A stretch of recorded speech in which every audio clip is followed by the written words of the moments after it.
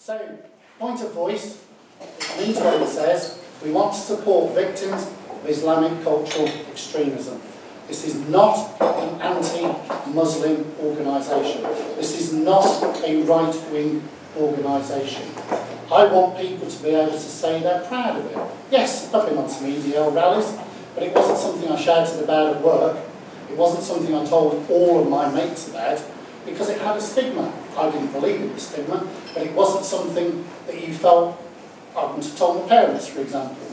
I want to feel proud of Voice. With Anne-Marie, we have a great chair. She says I have to call her a chair. I'm not sure why.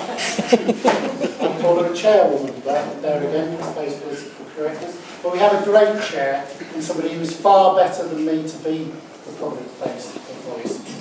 Tommy is not Voice. Most of us love him, respect him, bravest man I've had the privilege of meeting. But he isn't Voice, and indeed, with a bit of luck, we might hear some of his plans. But we've got some great people here tonight, some great people.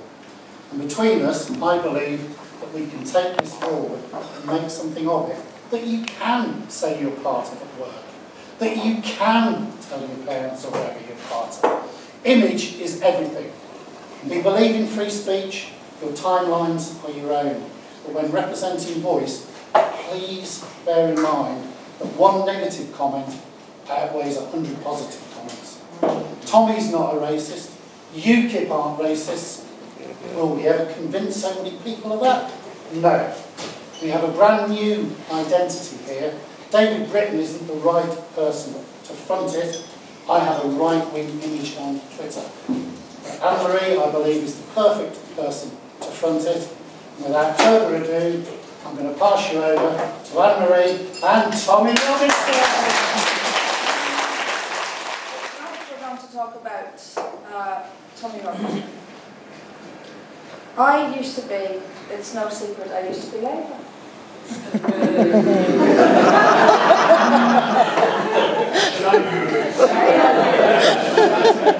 I was young and stupid and idealistic. They say you get more right wing as you get older. I think it's totally true. I used to be Labour. I used to believe that the EDL were some pack of racist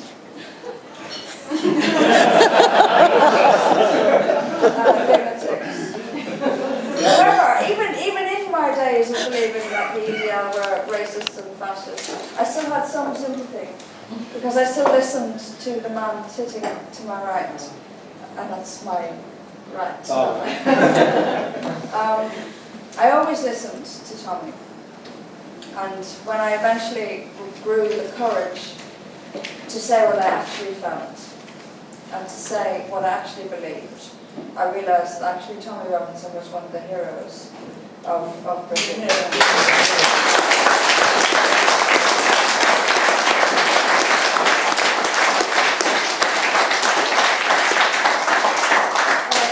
Tommy is the one who gave us freedom to talk about this. Without him, we would not be able to talk about it. You know, I've been shouting about Sharia law and about FGM, and no one came with that. But along came this man, and suddenly people started listening, and people started taking it seriously. And for that, he will always be a hero of mine, and I am very grateful to him. And I'm grateful that even myself, I grew up, and I realised what you were, which was a hero, and a man who was standing up for British society and British democracy, and I thank you for it. So we've all got I've got a list of questions to ask Tommy, but I'm going to sneak in a few of my own before we get on to that list. So just before we start, can we have just a round of applause? Where did you start the The English Defence League, as a lot of you probably know, it started as the United People of Luton. To say that it started in that after that homecoming parade, yes, but that was just the catalyst for it. There was years and years and years of looking around, and everyone does it, everyone knows it. Everyone, I say, you just look around your country, look around your community, something's wrong, something bad is happening, and we need to be able to say that. No one can say I'm living in Luton and nobody in that town can tell me it's changed for the better. No one. Apart from the Muslim community. They think it's changed for the better. But every other person who's a non-Muslim, and you can see it by every single person I know growing up, everyone, as soon as you can, you are running out of that town. Out of all my friends I went to school with, there's probably a couple that are left in the town. Everyone, the minute they've had that opportunity, they've got out. And what you have formed around towns like Luton is all of the villages and the surrounding areas are doubling and trebling in size because everyone's running. And you've got English enclaves, and you look when it comes to St George's Day and things like that, these communities that are built on the outskirts of the town are then really patriotic and really proud and really celebrating everything to do with their identity and history because they've been driven out of their own town to do that, because you can't do that anymore. And growing up, I said, my mum's an Irish immigrant, the majority of my friends are sons of immigrants, and I know people are searching all the time. I wasn't encouraged to fear English by the time.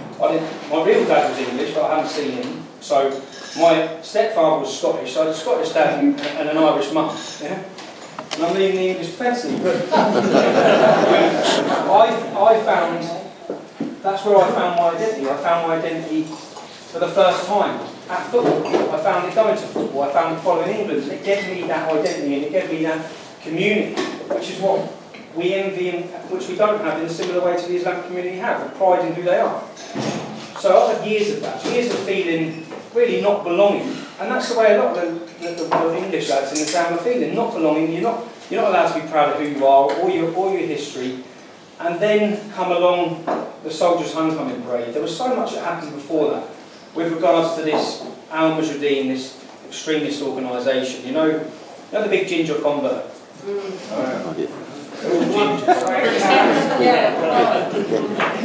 Frankie Boy. I used to, him. I used to hang, his name's Roger, and I used to hang around with him when I was young. His name's Roger. I used to hang around with him when I was a young kid.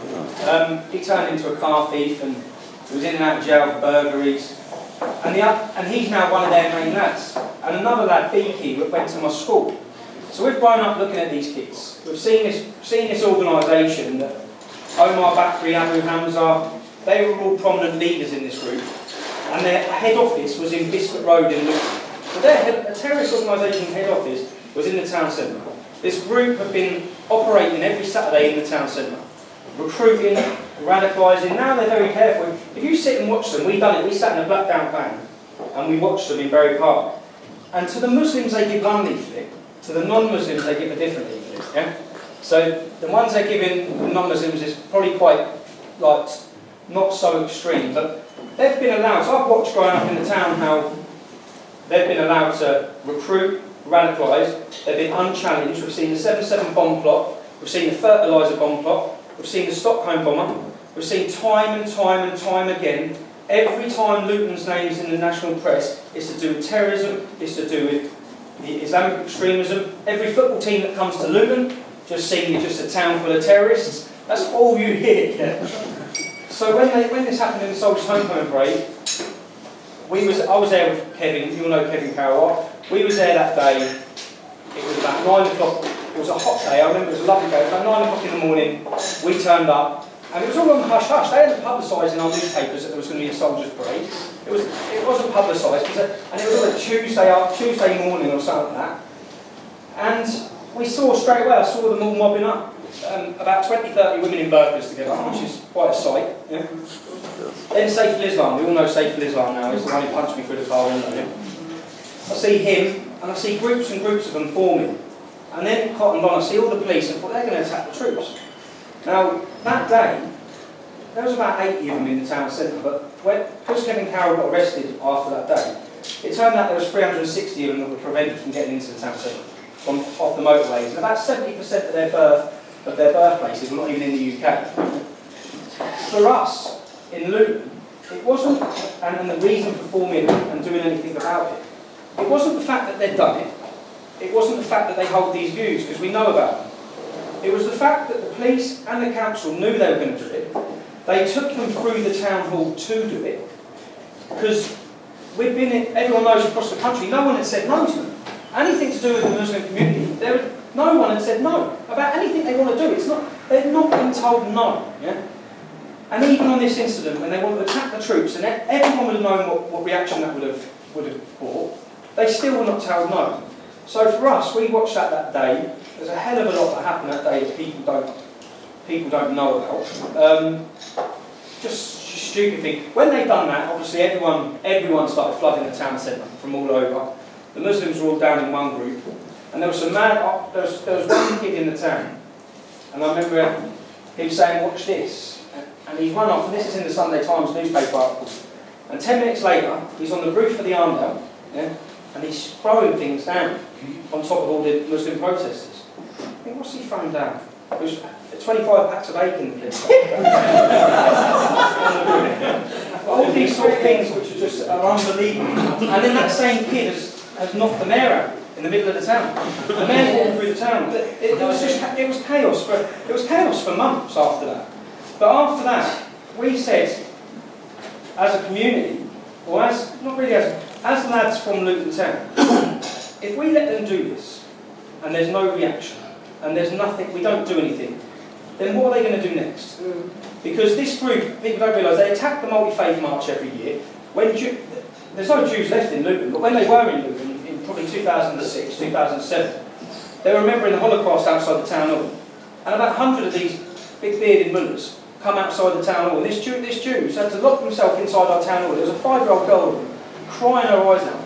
So this final thing at the Soldiers' Homecoming was just, it had been going on and on and on. And we watched it all with no opposition from anybody. And it's the same with when we hear all the time, they're just a minority that no one listens to, yeah? Well, after the United People of Luton started and it turned into the English Defence, we was asked to go down to Luton Borough Council, me and Kevin. And we went down and they had cameras set up in the room. And they had a baroness there, and there was about 10 people there. And they sat down and said, right, what's wrong? Because obviously it was kicking off everywhere in the town. Yeah? This was a moment that everyone had just had enough. What's wrong? So we listed to them. I said, look, you go up to Farley Hill, which is the estate where I grew up when I was young. Yeah? You go to the park on that estate. This is a predominantly white council estate. You go to the park on that estate, it's from 1970. Yeah? You go down the hill into the Muslim community, they've got a £350,000 state-of-the-art park for their kids. You go to the community centre in Farley Hill, if the kids want to play football, they have to pay £5 a head. You go down to the Muslim community, it's free. So everything is wrong. Everything you're doing is wrong. When Luton played in the St Johnson's Trophy, we was at Wembley, 44,000 tickets we sold, the whole town went. When we're standing outside the stadium, coach after coach after coach, from Luton Borough Council, coach, 15 coaches, all the kids get off Muslim. Yeah? We ran the council after that. What's that about? Did they pay for their tickets? No. They got taken as part of an integration programme. So no. An integration programme would be 15 coaches full of black, white, Asian, every single nationality children.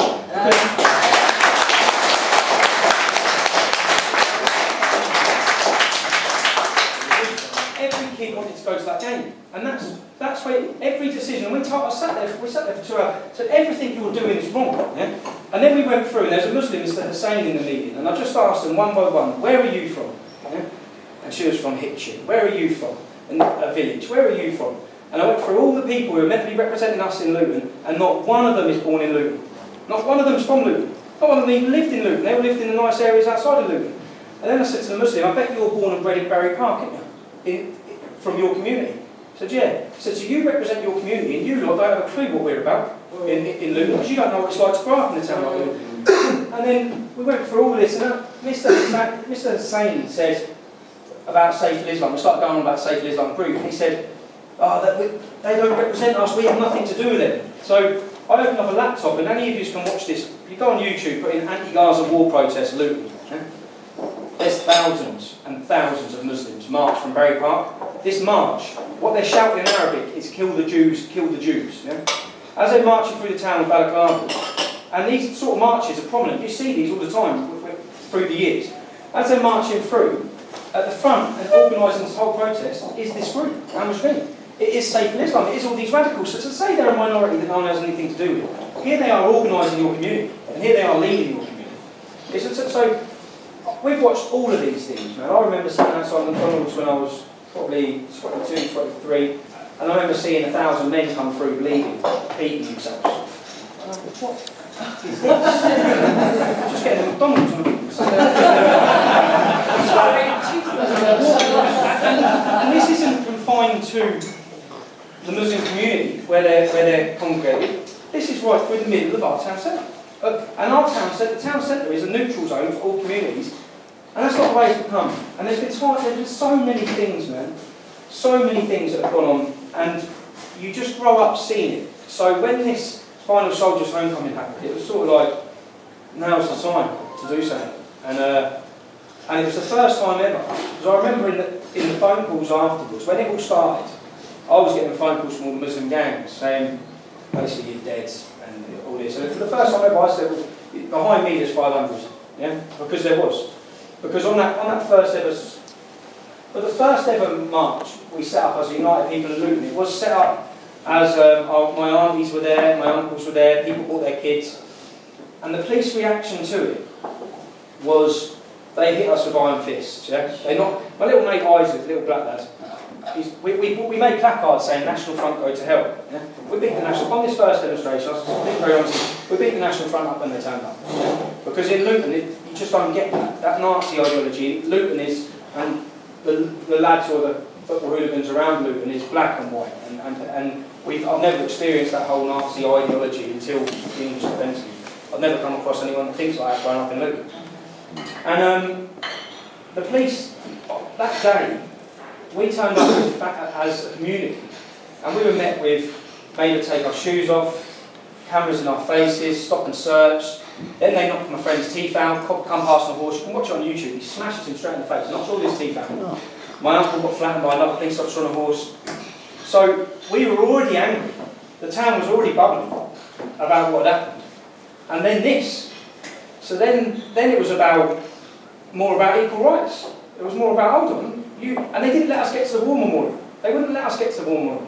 The same War Memorial they let them attack our troops from, they wouldn't even let us get to it. They formed a line, got their coshes out, and they beat everyone back through the town.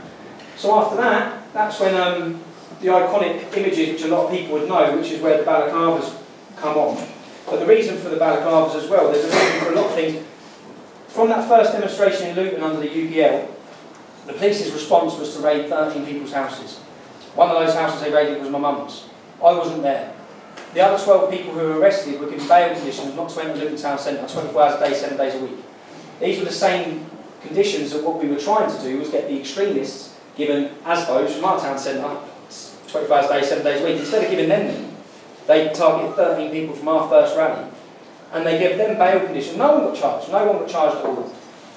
They went to my house. I wasn't there, so we had another demonstration planned 2 weeks later. I stayed away from home for 2 weeks, and when we met up at the pub in the morning, the other 12 lads that were arrested, they turned up as well, and I gave everyone balaclavas, because I was wanted. The other 12 lads weren't allowed in the town centre, but from our point of view, nothing was going to prevent us getting to the War Memorial and paying our respects to our armed forces. That's why everyone had balaclavas. So that, for that reason, and straight after that protest, the next day I rang the police up. I said, look, I'm going to hand myself in. You come to my house to arrest me after the first demonstration. They said, oh, we no longer need to speak to you. And that was because the Home Secretary had given a 3-month ban on marches in Luton. So there was no crime there arresting me for. There was the other 12 people who were given these bail conditions had their charges dropped after 3 months. All it was for, and that was the start of witnessing the political policing, where it was more about stopping people than preventing a crime or reacting to a crime. And that was the formation of the United People of Luton.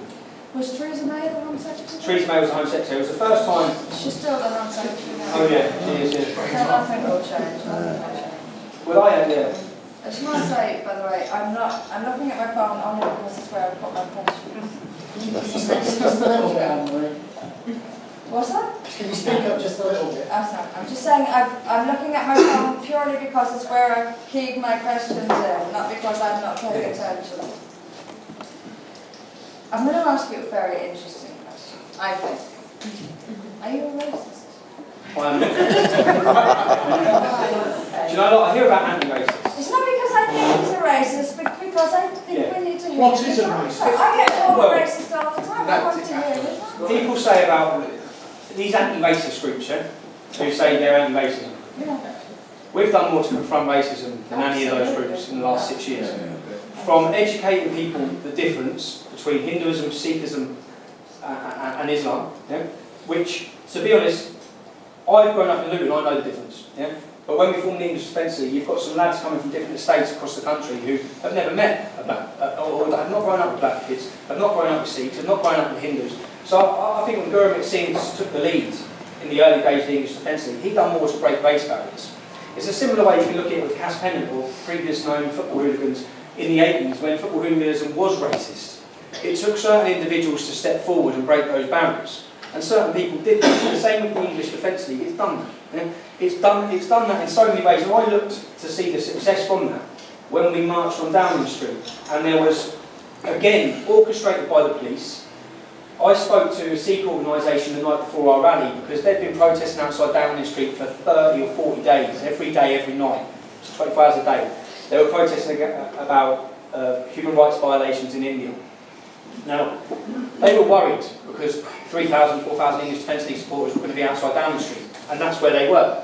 And of course, we have this misconception and this myth that the English Defence League are all these lunatics, quite a lot of lunatics, but all these people who are racist and fascist or far right. So I spoke to them and guaranteed them. I said, I guarantee you, you will have no profit from the English Defence League.